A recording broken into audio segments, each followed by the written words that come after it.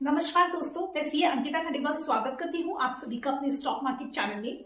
आज इस वीडियो में हम डिस्कस करने वाले हैं पॉइंट नंबर 1, 2024 में क्या क्या हुआ, क्या क्या इवेंट्स हुए।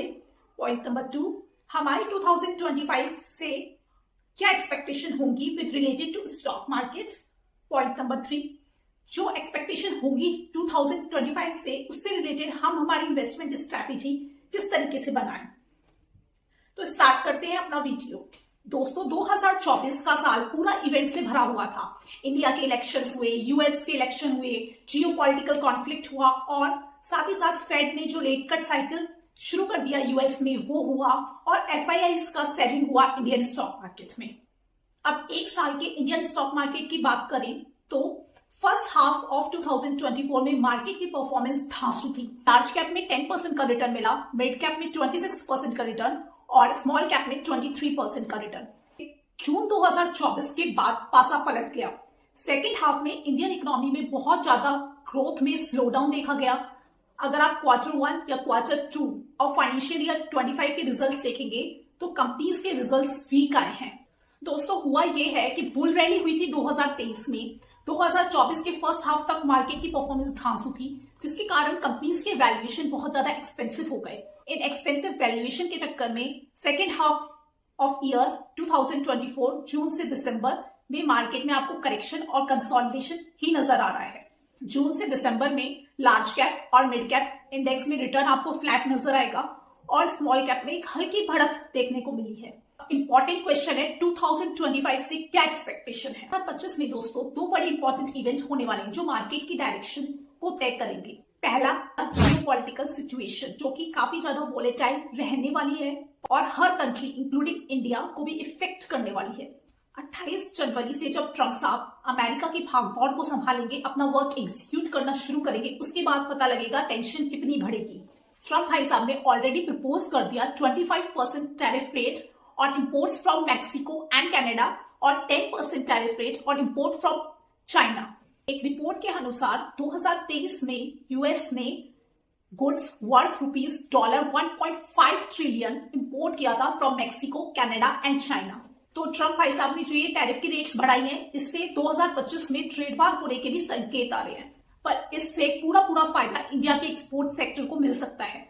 तो 2025 के लिए आप अपनी आइज लगा के रखिए और IT, pharma and textile sector. साथ ही साथ ट्रंप भाई साहब कॉर्पोरेट टैक्सेस को भी कम करने की बात कर रहे हैं यूएस में, जिससे वहां पर कंजम्पशन इंक्रीज हो जाएगा और कॉर्पोरेट कैपेक्स वो भी इंक्रीज हो जाएगा यूएस इकोनॉमी में। ट्रंप की विक्ट्री के बाद जब यूएस डॉलर मजबूत हुआ है in compare to other currencies, तो उसके कारण भी इंडिया के स्टॉक मार्केट से एफआईआईज की सेलिंग इंक्रीज हुई है।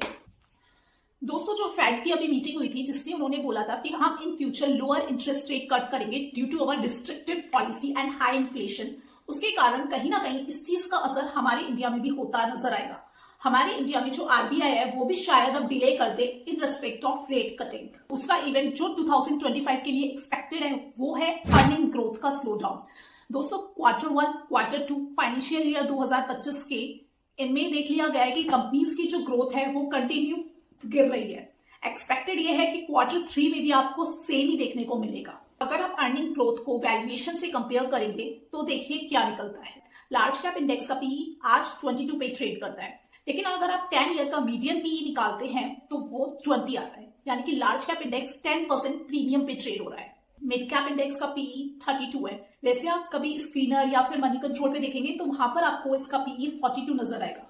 ये जो 25% का पीई में जंप है वो है inclusion of Vodafone idea after index balancing के कारण। कैप इंडेक्स का अगर 10 ईयर का मीडियम पीई देखेंगे तो वो 27 निकलता है। तो यहाँ पर भी हमें ये पता लगता है कि मिड कैप इंडेक्स भी काफी ज्यादा हाई वैल्यूएशन पर ट्रेड कर रहा है। स्मॉल कैप इंडेक्स 34 पर ट्रेड कर रहा है और इसका 10 इयर्स का मीडियम पीई 29 to 30 है, तो इसका वैल्यूएशन भी कंफर्टेबल नहीं है। तो इन अनकंफर्टेबल वैल्यूएशन के कारण और क्वार्टर 3 में परफॉर्मेंस जो कि वीक आने की एक्सपेक्टेशन है, उसके कारण अब फर्स्ट हाफ ऑफ 2025 में भी करेक्शन आने के चांसेस बढ़ जाते हैं। मैं आपको बताती हूँ 2025 के लिए अपनी इन्वेस्टमेंट स्ट्रैटेजी को किस तरीके से प्लान आउट करें। सबसे पहले आप अपने सारे असेट्स और सारी लाइबिलिटीज लाइक आपकी ईएमआई, आपके लोन्स, असेट्स जैसे कि आपके म्यूचुअल फंड्स, आपके स्टॉक्स, एफडी, प्रॉपर्टी अगर आपके पास है तो इन सब की आप एक लिस्ट प्रिपेयर करें और उस लिस्ट में आप percentage allocation in each of them और उनसे अब तक आपने कितना कितना रिटर्न जनरेट किया है वो मेंशन करें, ताकि आपके पास एक क्लियर पिक्चर हो कि आप आज कहाँ खड़े हैं। इससे आप प्रॉपर प्लानिंग भी कर पाएंगे। इसके बाद आप अपनी 2025 की इनकम और एक्सपेंसेस को एस्टिमेट कीजिए, ताकि आप कैलकुलेट कर पाए कि 2025 के अंदर आप कितनी सेविंग्स कर पाएंगे।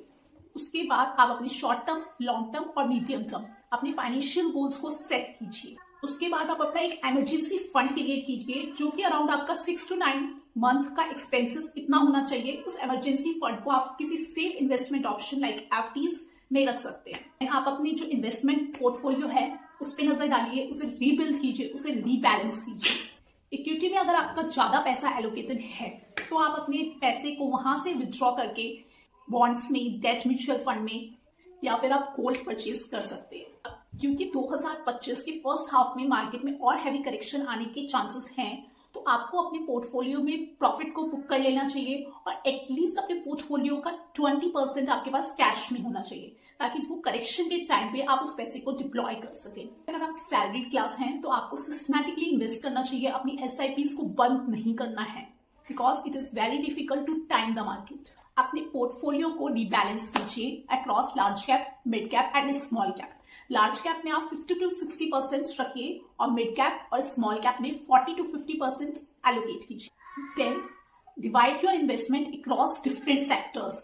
और मैं कुछ इंपॉर्टेंट सेक्टर्स बता रही हूँ जो 2025 में ग्रो होने के बहुत ज्यादा चांसेस हैं, जिनके वो हैं digitalisation, sustainability, health care, financialisation and consumption. Panic करने की जरूरत नहीं है दोस्तों, क्योंकि इंडिया की इकोनॉमी का फ्यूचर अभी भी बहुत ज्यादा ब्राइट है। मार्केट में अगर करेक्शन आता है, डिप आता है, तो एज ए इन्वेस्टर हमें उसे एक अपॉर्चुनिटी की तरह लेना चाहिए। हमें क्वालिटी स्टॉक्स में इन्वेस्ट करना है विद प्रॉपर रिसर्च। और 2025 में हमारा फोकस, हमारी eyes long term strategy, long term growth पर होनी चाहिए। तो इस वीडियो में हमने कुछ इंपॉर्टेंट इवेंट डिस्कस किए जो 2025 में हो सकते हैं, और साथ ही साथ हमने उसके लिए एक इन्वेस्टमेंट स्ट्रैटेजी भी बनाई। साथ ही साथ मैं आपको एक बोनस टिप देती हूँ कि अभी बजट आने वाला है। बजट में इस टाइम सरकार का फोकस में भी रेलवे और डिफेंस में दोबारा जाए, क्योंकि पिछले बजट में सरकार कुछ पॉलिटिकल कंडीशन के कारण प्रॉपर एलोकेशन नहीं दे पाई थी। तो सरकार का फोकस इस टाइम रेलवे और डिफेंस पर होना चाहिए। तो आप उन स्टॉक्स को भी अपने वॉच लिस्ट में जरूर रखिएगा। This is for today, bye bye.